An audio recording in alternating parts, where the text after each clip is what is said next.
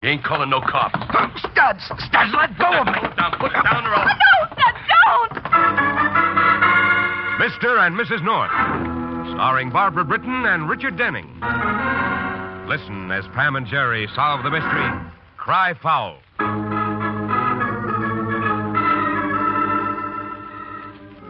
Sooner or later, anybody who wants to see Greenwich Village as the village sees itself goes to Victor's. It's a place of cigarette haze, music, candlelight, and wine. A place where every man should go at least once with his best girl or favorite wife. Would you like another brandy and coffee, darling? Oh, no, Jerry. You've already paid the check. Let's go, huh? Okay. It is pretty late. And I'm dead. But happy? Blissful. Besides for the lady, You mister? haven't danced with me as much since... Oh, no thanks. Just one left, only $1. Oh, thanks, but my wife and I were just leaving. If I could just sell this last one, I could go home, too. Well, thanks anyway. Hey, wait a minute, fella. Huh? Haven't I seen you somewhere before? Me? Huh? Oh, I don't think so, mister. Wait. Sure I have. You're Studs McGowan. Yeah, I'm McGowan. Well, I'll be Studs McGowan. I don't think I know you, mister. My name's North, Jerry North, and this is my wife. Pam, meet one of the greatest middleweights that ever lived, Studs McGowan. How do you do, Mr. McGowan? Hi. Oh, the last time I saw you, let's see, it was in 1938 against Ace Moran. You saw that fight, huh? Oh, just about every other bout you ever had in New York. Jack Nemo, Benny Tucker, Kid Tornado. That kid, he was a good boy. Turk Lassen, Lefty Havana. You really saw all them fights? Every one, from the last row of the last balcony most of the time, but I was there. Oh, them was the good days. Oh, what about these days? Oh, they're okay. I do pretty good with these corsages sometimes. Ain't many remember me like you do, though, Mr. North. I don't remember so good myself sometimes. Look, Mr. North, would the lady let me give her the corsage?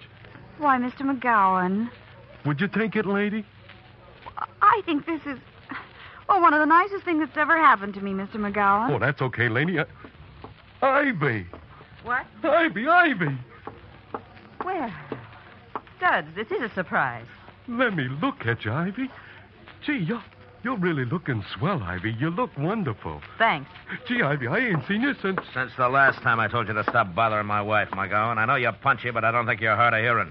If you don't stop annoying my wife, you scrambled brain bum, I'm gonna... Don't, Studs, don't. Hold on. Kill him. Stop it. Come on. That's better. Hey, what is wrong? What's the trouble? Oh, there's no trouble. There won't be if you get this bum out of here. Let's go, Jerry. Come on, Studs. Okay, Mr. North. Everything is all right, ladies and gentlemen. Some music, please, party, some music. Well, what was all that about? Who was that man, Studs? Norman Desmond. The fight promoter? Yeah, And the woman? Ivy. Me and Ivy was married. Oh. That was a long time ago. When I was still up there. Still a champ. Ivy, she was just a kid, and after I lost the title, things got kind of tough, you know. I had to take fight where I could get 'em. Ivy, she stayed here, and Desmond, he started taking her around places, and Oh, Mr. McGowan. Ivy, she was all I had left. And he took her away from me. It wasn't Ivy's fault. She was just a kid then. Desmond should have left her alone. Ivy would have stuck with me if he'd have left her alone. But I'll get even with him. I told him that once. I told him I'd get even with him, and now I'm gonna.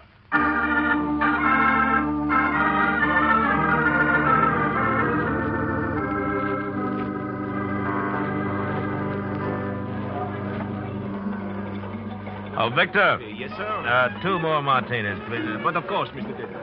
I wish you wouldn't insist on staying here, Norman. Why should we go? Just because that stupid pug wanted... Well, you're the one who made the scene. I made it. McGowan starts pawing you in public, and Prying me? Oh, for heaven's sakes, Norman. Can't a man even take hold of my arm without... I want McGowan to keep his hands off of you. Why do you let him bother you so much? Look, exactly whose side are you on, anyway? I'm your wife now, Norman, but I don't think it's smart for you to keep riding Studs the way you do every time you see him. Listen, all I know Studs pretty well, Norman. When you've goaded him to the point where he says he'll kill you, you've not only asked for trouble, but you may get it. Now, let's let Webb worry about that, hon. That's what I'm paying him for, isn't it? Yeah, but even the best bodyguard may not be there when you need him the most. Stop worrying. He'll be there to handle anything McGowan wants to dish out. Webb Gardner's a good man. Yes, he is. A very good man. All right, Norman, you know what you're doing. Excuse me a minute, will you, while I put on a new face? Yeah, sure. Be right back.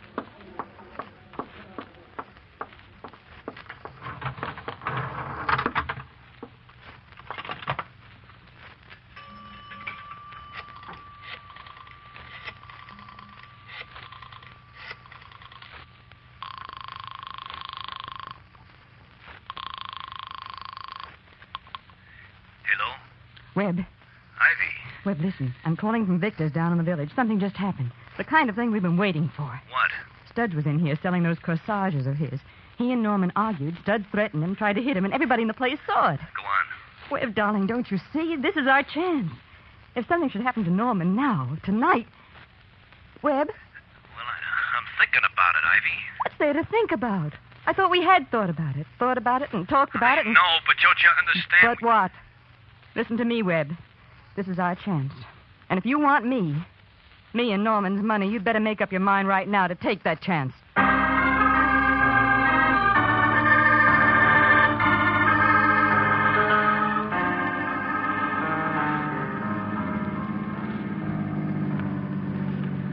Are you going to put the car in the garage, Norman? Yeah.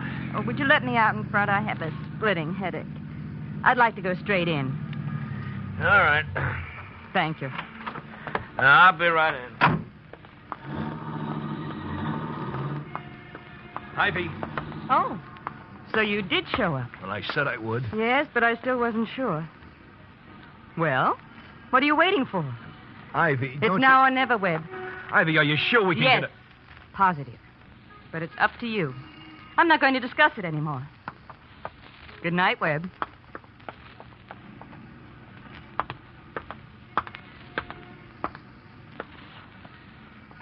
Mr. Desmond? What? Oh, Webb, it's you. Oh, you gave me quite a start. What are you doing here? Hey, wait, did Ivy call you and tell you about the run-in I had with Studs McGowan? Yeah. I knew it. Ivy's always worrying that something's going to happen to me. I'm sorry she butted into your night off. Well, that's okay. I wanted to see you anyhow, Mr. Desmond. What, at 2 in the morning? It must be pretty important. It is. Well, come on in the house, then. Hey, wait a minute. What are you doing with that gun? What's going on? Webb! Webb, you crazy fool!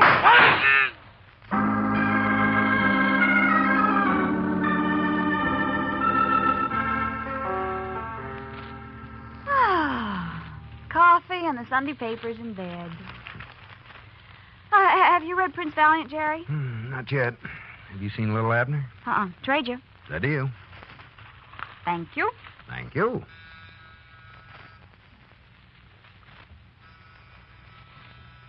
Someone's at the front door, Jerry. Yep. Well, aren't you going to answer it? Your turn, dear. I got up and made the coffee. And I got up and brought the papers in. Oh, darling, be a gentleman. Sorry, dear, but this is my day of rest, and I'm much too comfortable to be anything except comfortable. Oh, you're horrid. I'll tell you what I'll do. I'll flip you for it. Heads, you see who it is. Tails, I do. Fair enough. There's some change over on the dresser. Okay, I'll get it and... Pam. As long as you're up, darling, answer the door. Oh, all right. Oh, where's my slippers? Here. Your robe's on the chair, darling. I know. Oh, boy, did I walk into that when I ought to have my head... All right, I'm coming. Mr. North. Studs. Mr. North, I gotta talk to you. Well, come in, come in. Who is it, Jerry? Studs McGowan. Put on a robe and come out here, will you? Oh, something's wrong, Studs. Yeah. Look, Mr. North, sometimes I don't remember things too good. Sometimes things, they get kind of mixed up. I don't know, kind of. Well, what is it, Studs? Mr. North, what did I say to Mr. Desmond last night? Did I try to poke him and tell him I'd kill him? Why? I remember seeing him and Ivy, but did I say I'd kill him? Did I? Why? Well, did I? Yes, you did. Then what them cops said was true. The police. Oh, Studs, has anything happened to Desmond? Yeah. Outside his house last night. He was shot and killed. Holy... Pam, come in. Oh, there you are. Did you hear? Yes. How do you know about Mr. Desmond, Studs? Well, I went out for a cup of coffee this morning, and when I got back, I saw a cop's car out in front of the rooming house, so I snuck around the back way. Why? I don't know. I kind of thought maybe they was there for me. Why should you have thought that? I don't know, Mr. North. It was just a hunch, like you get sometimes, you know. Well, I snuck in and heard those two cops talking to Mrs. Munson, Who's Mrs. Munson? my landlady. And that's how I found out about Mr. Desmond. The cops were saying how I'd killed him. And then I snuck out and came here. Mr. North, remember when we left Victor's? Yes. What time was it? Almost 1 o'clock, exactly. Studs, what did you do after you left us outside of Victor's? I don't know, Mrs. North.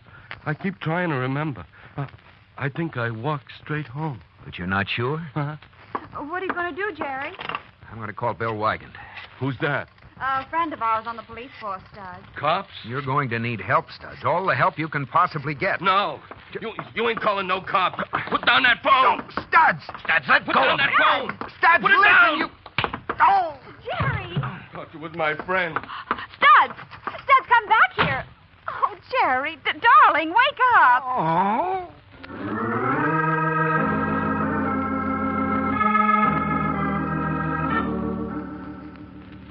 And when Jerry started to telephone you, Bill, Studs grabbed him and hit him. Yeah, and that left hook of his is just as good as I always thought it was. And then Studs ran. Well, I'd say that just about cinches it, wouldn't you? Yeah, I guess it does. Jerry, no. It's pretty open and shut, Pam. McGowan threatened Desmond. Yes, but... And outside Victor's, he told you that he'd get even with Desmond for taking his wife away from him. Yes, Now, but... Studs left you at 1 o'clock and can't account for his time between then and 2 a.m. when Desmond was killed. Yes, but... But what, Pam? But Studs McGowan didn't murder Norman Desmond. He couldn't have. Studs is no killer, and no one can ever make me believe he is. He's sweet and gentle and kind, and... You don't believe me, do you? Oh, darling, it isn't a question of whether or not... Look, believe I've you. got to run along. Oh, no, don't bother to get up. I'll let myself. Bill Wygant, you come back here and... Oh, that man. Sometimes he can be the most bullheaded Oh, person Pam, for And so heaven's- can you. But I'll show you. Hey, what are you going to do? Put on my hat and coat. Where are you going? Out.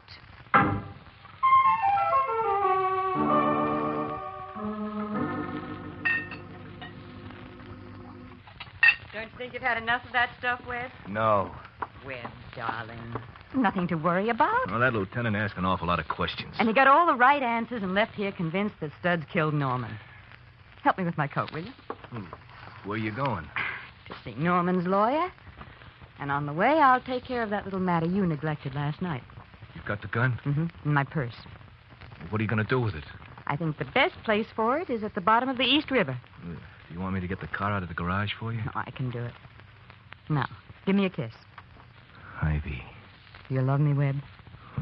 didn't I prove it last night? Oh. I won't be gone long, darling. And please, don't drink any more. All right, honey. Bye, darling. Bye.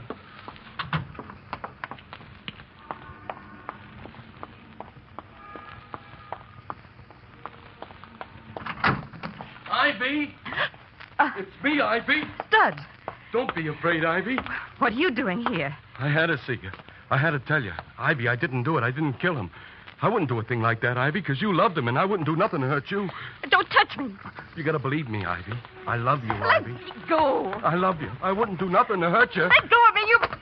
Oh, my purse. Now look what you've done, you... Ivy. Why, you got that gun in your purse. Give it to me. No. Give me that gun. You did it.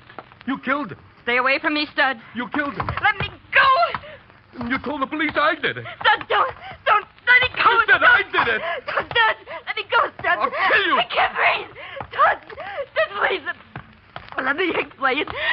I did it for us. Us? Yes. What do you mean? I love you, Studs. I never stopped loving you. What? All these years I never stopped. I should never have left you, never have married Norman. And last night when I saw you, I knew I couldn't go on without you. That I'd have to go back to you if you'd have me. And last night after Norman and I got home, I told him I wanted a divorce and why. We argued and Norman was drunk. He was horrible. He threatened me and I took his gun from the drawer and... Oh, Studs. Don't, Ivy. Don't cry. Oh, Studs. What are we going to do? I don't know. Oh, Studs. Studs, could we go away? Go away? Where? Well, to Mexico, perhaps. No one would know. You could go first. Then you could get in touch with me after I got Norman's money, and I could meet you and we could get married again. I ain't got no money, Ivy. Oh, I'll give you some. I have some in the house. I'll get it for you. You wait right here in the garage. Okay, Ivy. Now, I'll be right back. Ivy, What? can I kiss you? Oh, Studs, we have to hurry if you're going... Please, Ivy. I love you, Ivy. I'd do anything for you. Ivy, why are you trembling? Because I'm so happy.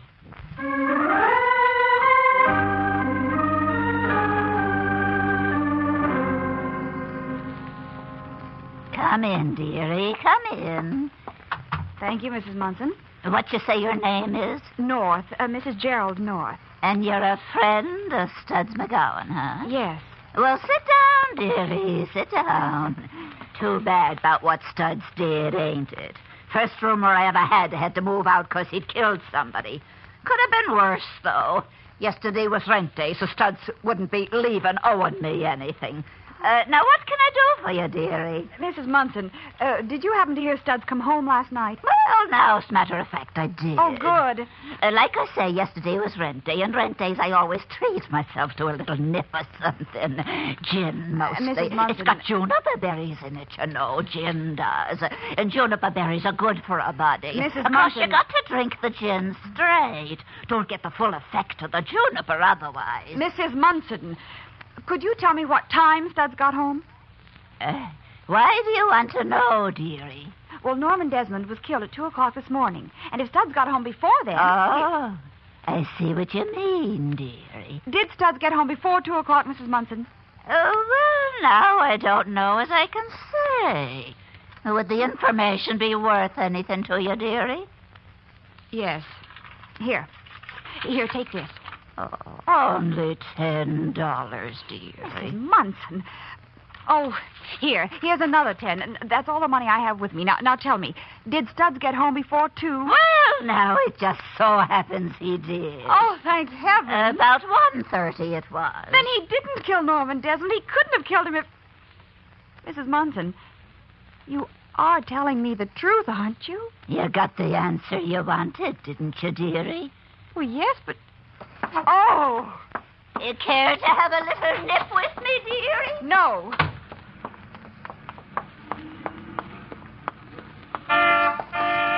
Going my way?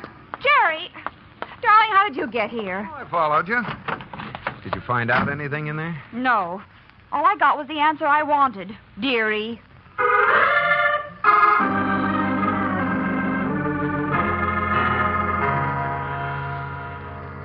It won't work, Ivy. It will. The old fool believed every word I said.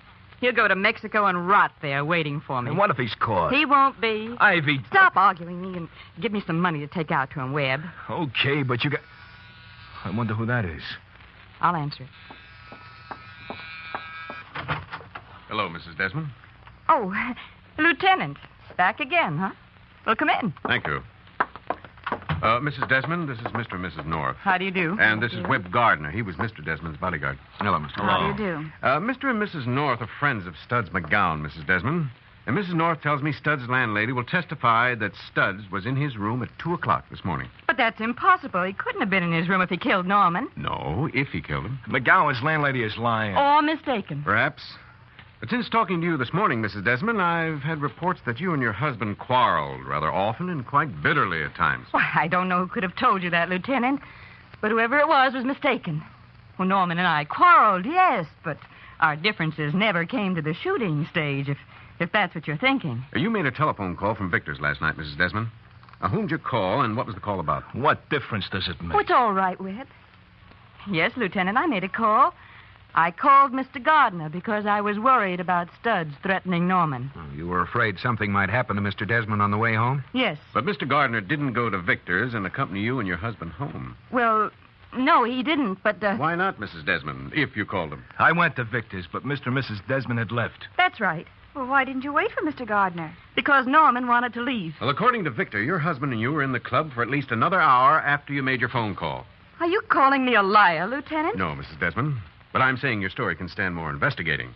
Now, would you mind coming down to headquarters with me? Well, any questions you have to ask me can be asked right here. You're refusing to come down to headquarters? I see no need for it. Well, if you have nothing to hide, Mrs. Desmond, I can... Leave me alone. I'm sorry, Mrs. Desmond, but you'll have... alone. What? Studs!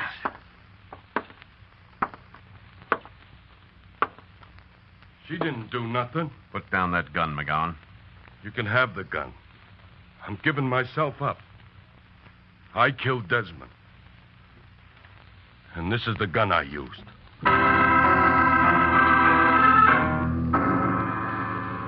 Oh, Studs, no, you didn't. I did. But Mrs. Munson said you were home before 2. I don't care what she said.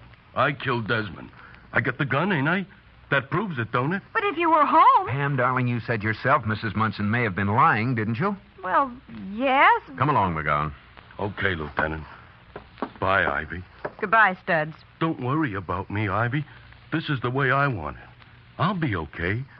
Just don't you worry about me, huh? I'll try not to. Let's go, Lieutenant. Pam, Jerry. Coming, Bill. Goodbye, Mrs. Desmond. Mr. Gardner. Goodbye. Oh, that was close. Brother, do you have that old bum hypnotized? Well, how about you? Not like that. Oh? Well, then I'd better start doing something about it. this is as good a time as any, isn't it? Mm-hmm. Oh, Ivy. Ivy, I love you so much I got... Oh, excuse me. What do you want? I forgot my purse. Ivy! McGowan, come back here. You was kissing him! Web, look out! Get away from McGowan! Stop him! I was going to the chair for you, and you was playing around with his dirty... Stop it, McGowan. You lied when you said you was in love with me. Pam's right, Bill. Don't stop him. You're getting the truth. Yeah. Your left, Studs. Use your left. And you're right, too. Stop him! Get up! Use this. Oh, Pam, give me that candlestick. Your left. Studs. Come on, your left. How about that, Bill? Just like the old days, Jerry. Get up. Get up, you big slob. Stop him! Call him off! Get up. Stop him! I'll tell you the truth. Stop him! Okay, Studs. All right, cut it. that's enough, Studs. Okay. All right, Gardner, let's have your story. Keep your mouth shut, Webb. Relax, Mrs. Desmond. I killed Desmond. Ivy and I planned it after McGowan threatened him. Yeah, you planned it to make Studs the fall guy, is that it? Yeah. You yellow, spineless... Be quiet, Mrs. Desmond. Then Ivy kidded McGowan into thinking she killed Desmond because she wanted to get a divorce and marry him again. Ivy. Oh, take it easy, Studs. The poor stoop. He may not be the brightest guy in the world, Gardner, but for my money, he still has the best left hand in the business.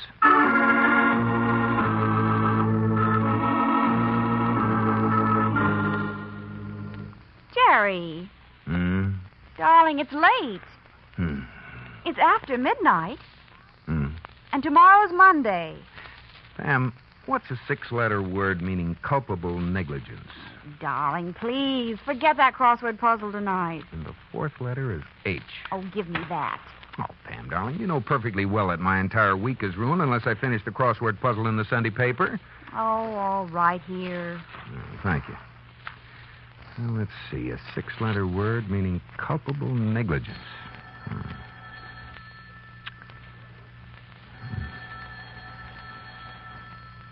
Jerry, the phone's ringing. I hear it. Well, aren't you going to answer it? Well, I'm not going to. Let it ring. Oh, Pam. No. Oh, all right. Hello. Oh, hello. Yes, this is Jerry. Well, how are you? Gee, I haven't seen you in a long time. Oh, fine. Huh? Just a moment. Pam, it's Marilyn Harris. Tell her I'll call her in the morning, Jerry. I'm terribly busy. Busy? Busy doing what? I'm finishing your crossword puzzle. This is the United States Armed Forces Radio Service.